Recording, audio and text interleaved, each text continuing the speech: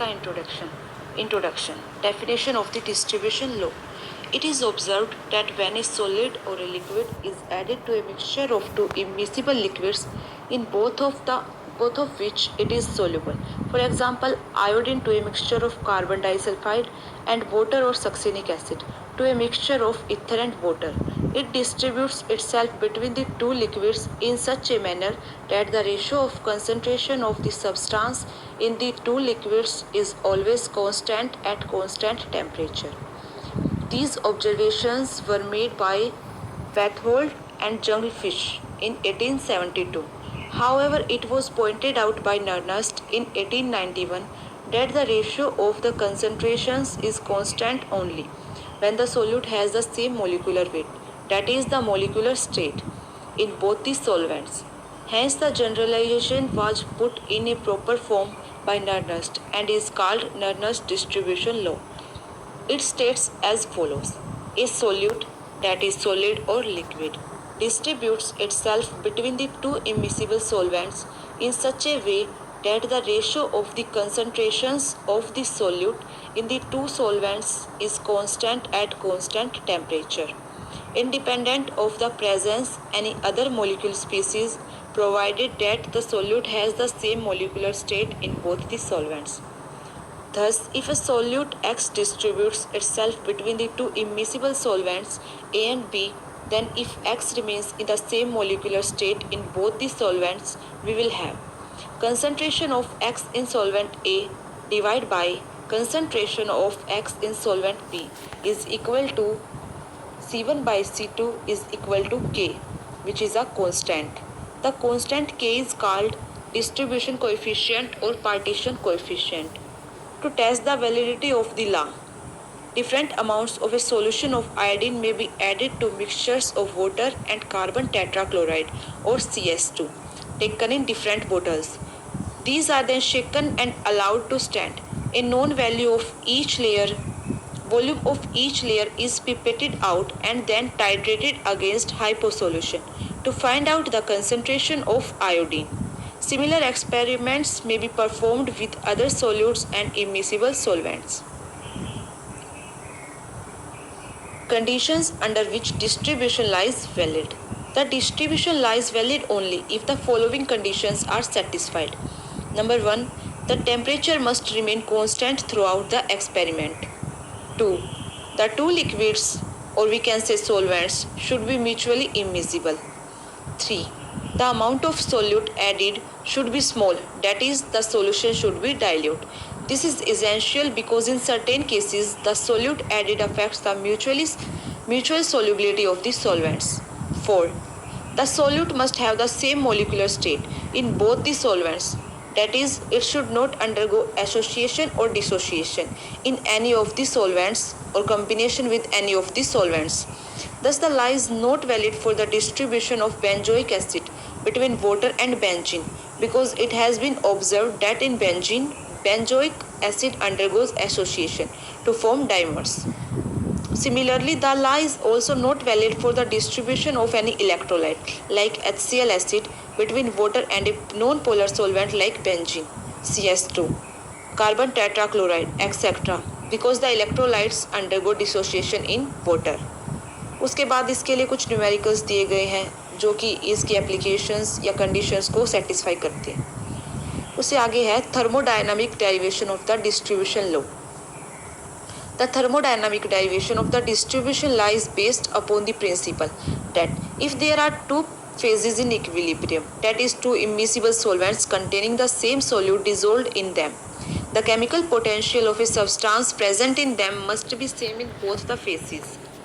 From thermodynamics, we know that the chemical potential, which is denoted by mu, of a substance is a solution given by mu is equals to mu naught plus RT ln of A, where mu naught is the standard chemical potential and A is the activity of the substance or solute in the solution.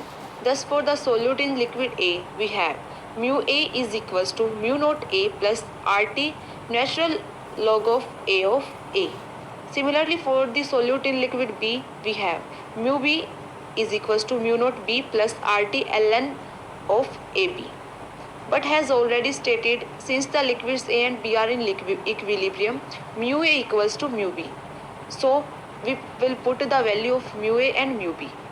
Mu naught A plus RT ln AA plus AA is equals to mu naught B plus RT ln of AB. RT ln AA minus RT ln AB equals to mu naught B minus mu naught A. ln of AA upon AB is equals to mu naught B minus mu naught A upon RT. Further, at a given temperature, mu naught A and mu naught B are constant for given substance in the particular solvents. Hence, at constant temperature, we have from equation 4th, ln AA upon AB equals to constant, and therefore AA upon AB equals to constant. This is the exact expression for the distribution law. However, if the solutions are dilute, the activities are equal to the concentrations. So this expression may be modified as Ca upon Cb equals to constant, which means concentration of A divided by concentration of B is equals to constant, which is the original form of distribution law. Next है change in the molecular state and distribution law. As mentioned earlier, Nernst was the first person to point out that the distribution law in the form C1 by C2 equal to constant is applicable only if the solute remains in the same molecular state in both the solvents. That is, it does not undergo association or dissociation in any of the solvents or combination with any of the solvents. If, however, such changes takes place in any of the solvents, then the law cannot be applied to the total concentrations of the solute in the two phases, but only to the concentrations of the identical molecular species in two phases. In each of these cases, the distribution law equation is modified as discussed below in following these cases. Case first, when the solute undergoes association in one of the solvents. Suppose the solute X remains in the normal molecular state in the phase first, but N molecules of it associate to form complex molecules Xn in phase second. Then the following two equilibria will exist simultaneously, which is shown in the figure. In this figure, we have taken two phases, phase 1 and phase 2. In phase 1, no change takes place and its concentration is equals to C1. In phase 2, association takes place and concentration is equals to C2. First case exists in between two phases. जो first case है इसका वो to faces में exist करता है. X is in equilibrium with X and the second case is Nx in equilibrium with Xn in the same phase second. Suppose the total concentration of solute X in phase first is C1 and the total concentration of solute X in phase 2 equals to C2. Also suppose alpha is the degree of association of the solute in phase second. Then concentration of associated molecules in phase second, that is Xn equals to 1 upon N C2 alpha, and concentration of unassociated or we can say normal molecules in phase second equal to 1 minus alpha into C2. Applying the distribution law to equilibrium in case first, we get concentration of solute X in phase first divided by concentration of normal molecules of X in phase 2 equals to constant.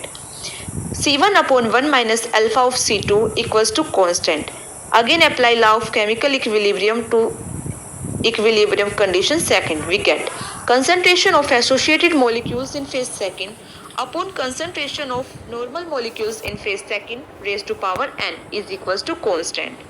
1 upon n C2 alpha upon divided by 1 minus alpha C2 whole raised to power n equals to constant. C2 alpha upon 1 minus alpha into C2 raised to power n equals to constant.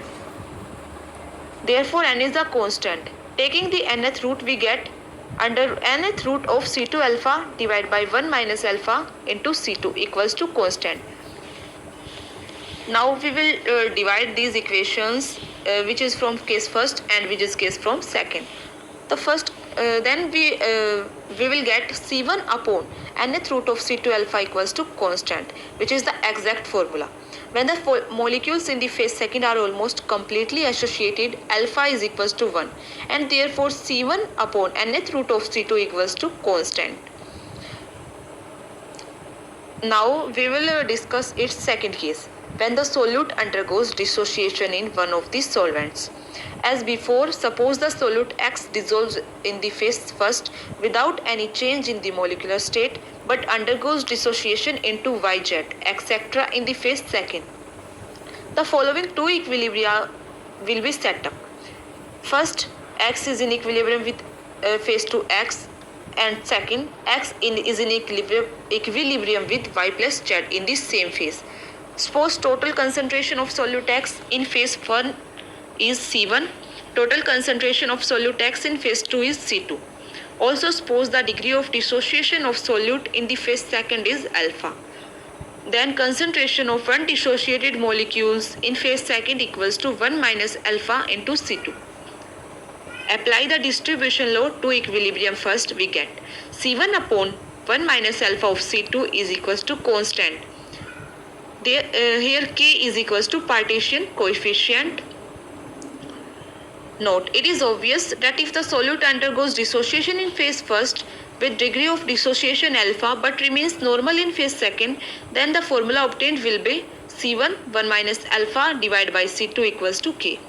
Similarly, if the solute undergoes dissociation in both the phases with different dissociation is equals to alpha in each, then the formula will be C1 into 1 minus alpha divided by C2 into 1 minus alpha is equals to K.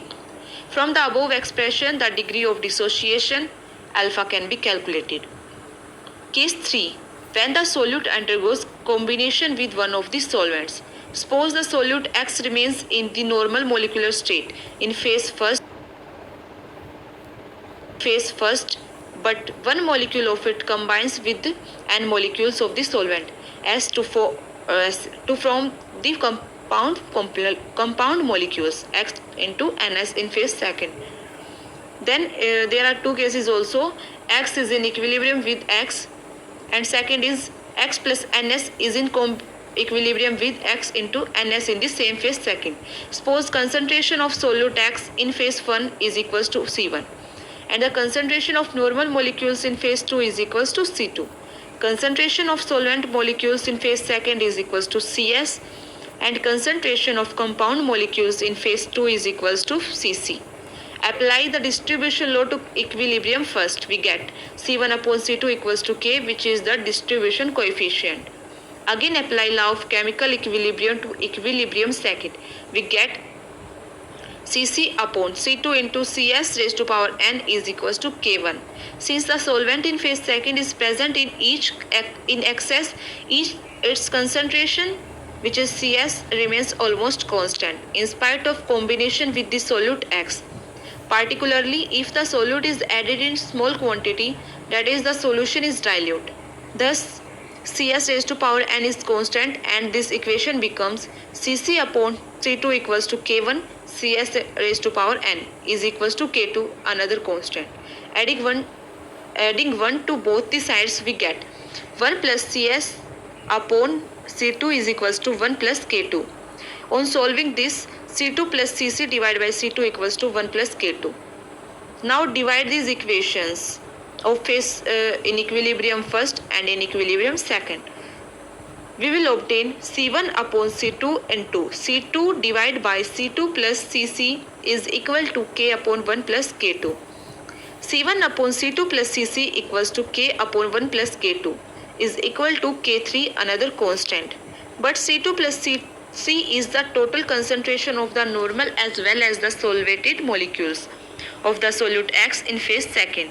Thus the above equation in fact implies that total concentration of solute X in phase 1 divided by total concentration of solute X in phase second is equal to constant. Hence we conclude that when the solute enters into chemical combination with one of the solvents, there is no modification of the distribution law equation except that the numerical value of the partition constant is changed. Now we will discuss about the applications of distribution law. The first application is in calculating the solubility of a solute in a solvent. When the two immiscible solvents are in contact with each other and the solute is added in such a large excess that saturated solutions are formed, then the concentration of the solutions at this stage will be equal to their solubilities. Assuming that the distribution law is applicable for such concentrations, we will have C1 upon C2 equals to S1 upon S2 is equals to K, where concentration C1 equals to S1 is the solubility of the solute in solvent 1 and concentration C2 equals to S2 is the solubility of the solute in solvent 2. Thus, knowing the distribution coefficient K and the solubility of the solute in one of the solvents, then in the other can be calculated. Now, some numerical problems are giving on the solubility of solvents. Second application, in studying the extent of association or dissociation of the solute in a solvent. We have already seen that when a solute undergoes association in one of the solvents, NX is in equilibrium with Xn in which its total concentration is C2 and has the normal molecular state in the second solvent in which concentration is C1. Then distribution law formula is modified to C1 upon nth root of C2 equals to K.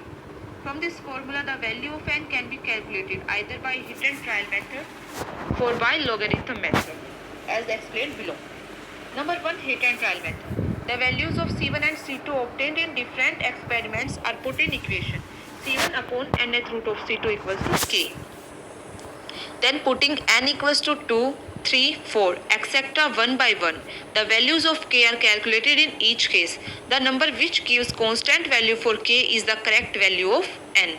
Second method is logarithm method.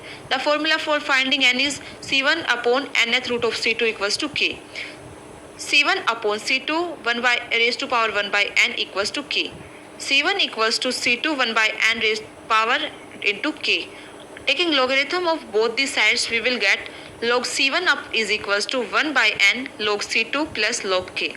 From two sets of values C1, C2 and C1 dash, C2 dash, we have log C1 equals to 1 by n log C2 plus log K. Log C1 dash equals to 1 by n log C2 dash plus log K.